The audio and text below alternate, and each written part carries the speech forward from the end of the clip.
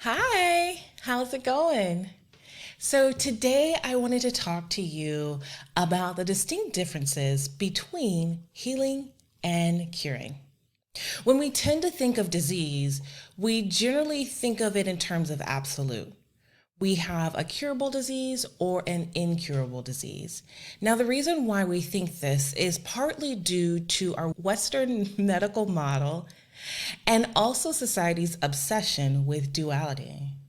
Sometimes our experiences are often viewed in terms of black and white, which leave very little room for the gray areas of life. And that is where much of life actually unfolds. So, for those of you who do not know me, hello there. I'm Erica Tremnell.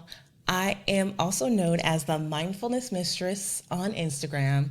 I consult with organizations on trauma-informed practices, as well as coach spirit-led individuals who feel limited, stuck emotionally, mentally, physically, and energetically, get back their childlike passion for life.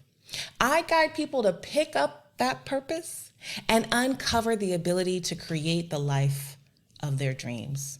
And you might be asking, well, what does that actually look like? I'm glad you asked. Well, it looks like living authentically, loving intently, and moving purposefully.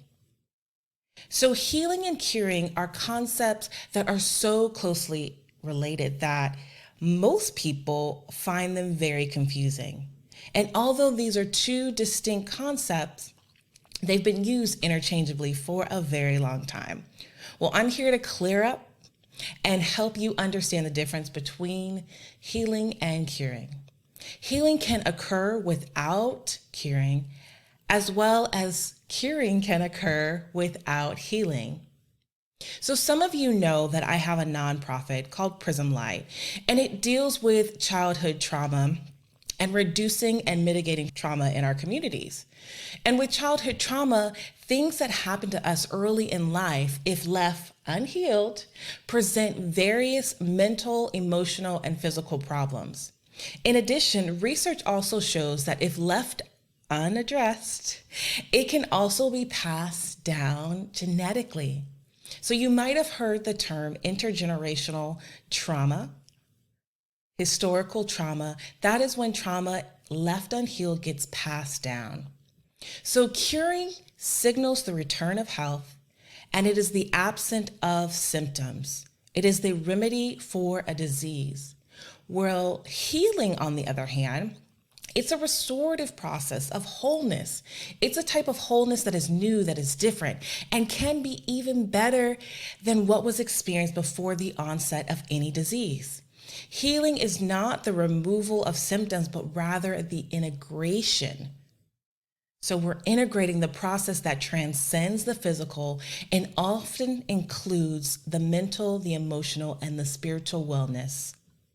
So the first tip I have for you with deciphering between curing versus healing is curing is everything about the physical. Curing aims to help you eliminate all negative symptoms that generally contribute to poor mental health and disease. Curing is more specific and crucial in giving you the ability for a shorter healing journey. Whereas healing is all about the spirit. It requires recognizing and achieving a sense of intrinsic wholeness that can deepen your connection with your spirituality. Healing needs you to play an active role in the journey to help transform into a whole and healthy being. So, for example, with childhood trauma, you can easily treat the physical, mental, and behavioral symptoms while not healing the child. I just want that to resonate with you. You can fix the physical, you can fix the mental, you can fix the behavioral symptoms of childhood trauma without actually healing the child, without actually getting to the root. So, for example, one of the symptoms of childhood trauma, ADHD, that can be cured with medication and therapy. However, controlling ADHD is not healing the child. It's not getting to the root of the ADHD, which in this case, in this example, is childhood trauma. Healing involves the spirit, whereas curing is, in essence, completely physical. So another point to call out with the difference between healing and curing is that curing is a state. In other words, curing is a state of getting well from a disease. However, healing is to restore to health, to set right, to repair, and to restore to a spiritual wellness. Healing can be thought of as a process, a journey, rather than curing a state. Again, with childhood trauma, healing takes place at various different points, and there can be levels of intervention at every single point on one's healing journey to restore total health and well-being. In one way that I use with childhood trauma, the example could be teaching the child mindfulness. Now, mindfulness can be a method that restores the damage done by DNA through childhood trauma, as well as build the child's capacity to be resilient in the face of adversity. And if you want to learn a little bit more about the work that I do with my nonprofit, I will make sure to include a link below for you. And this brings me to the last point. Curing aims towards the moment. It is a temporary manner where healing is a much deeper process. Because we are so much more than our bodies, our jobs, our identities, healing begins on the spiritual level. It is a transformative and multifaceted approach that aims to help you achieve better health in the long run. Healing is a process, and it is not linear. It can look cyclical in nature, as opposed to a cure where you have the dose and response, and it's a linear pattern. Healing has so many different variations and levels, and at different points in the healing process. You can get one type of healing in the beginning of your process and another form of healing later. It doesn't always look the same. So like with my nonprofit, we focus on healing and preventing childhood trauma through several avenues. My research has shown that when you work with children, it is important not only to include the parents, but also the educators, the local businesses, the healthcare providers, the faith organizations. All of these help restore health and well-being in our children. And you might have heard the saying, it takes a village to raise a child. And it certainly does, and the research points to it with childhood trauma. And it's when you involve all of these parties that we can truly foster healing and prevent and mitigate childhood trauma. So think about cure, right? It's always tied to a disease, never the person. No one ever speaks of healing a disease, but they speak of healing a person.